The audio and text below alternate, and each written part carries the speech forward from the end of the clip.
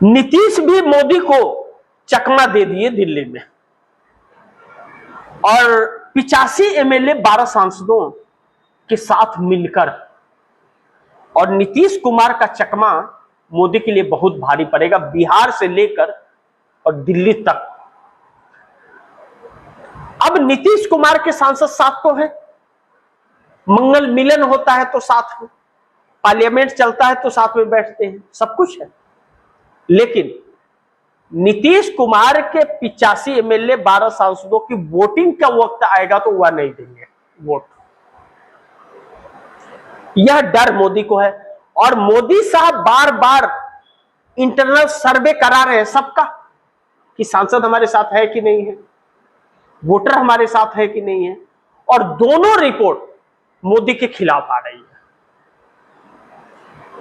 तो मोदी ने सभी सांसदों को इकट्ठा करके एनडीए के मंगल मिलन में, तिरंगा, बंद कमरे में कोई तिरंगा ही लाता है क्या?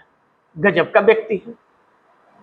और वंदे मातरम का वर्षगांठ मनाने लगे, खुशी मनाने लगे।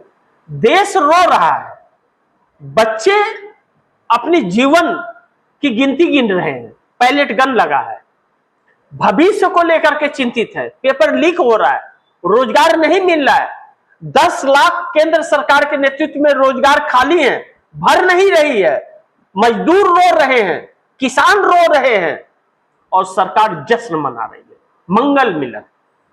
तो इनके मंगल मिलन का हिसाब जेनजी फिर करने के लिए अब 2 दिन बाद सड़क पर उतरने वाला है, सांसें फूल गई है। अभी पोल ट्रैकर का सर्वे यह कहता है कि आज अगर लोकसभा के चुनाव हुए तो 240 सीटों पर एनडीए गठबंधन अटक जाएगा और 300 सीटें इंडिया गठबंधन लाएगा और कांग्रेस सिंगल लार्जेस्ट पार्टी बनेगी। तो एक घमासान मच गया, भगदड़ मच रहा है, बिल लाना तो छोड़िए, चेहरा दिखाने लायक नहीं बचे हैं। और उत्तर प्रदेश जाएंगे कैसे, वह तो बात की बात है। अब ऐसे में जब यह सारी परिस्थितियां हैं तो मोदी की आखिरी उम्मीद भी टूटकर बिखर गया है। लेकिन 240 सांसद जो भारतीय जनता पार्टी के हैं, उस भगदड़ में, उसमें जो भगदड़ मचने वाली है तो उसको रोक पाएंगे मोदी, जो भाजपा में भगदड़ मचेगी। अब इन सभी चीजों को लेकर के पीएम दफ्तर का जो माहौल है ना, गर्म हो गया है और बिगड़ गया है।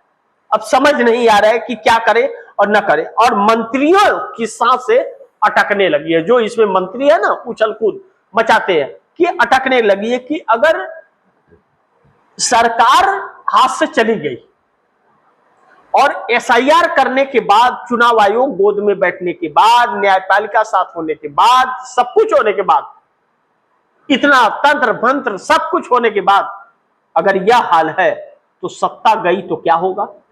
जो इन्होंने दूसरे पर लागू किए हैं वही इन पर लागू होगा।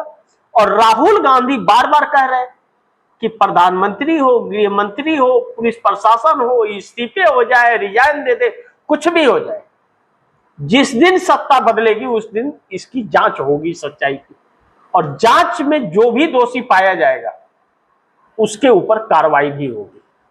ऐसे में मंत्रियों की सांस अटक रही है।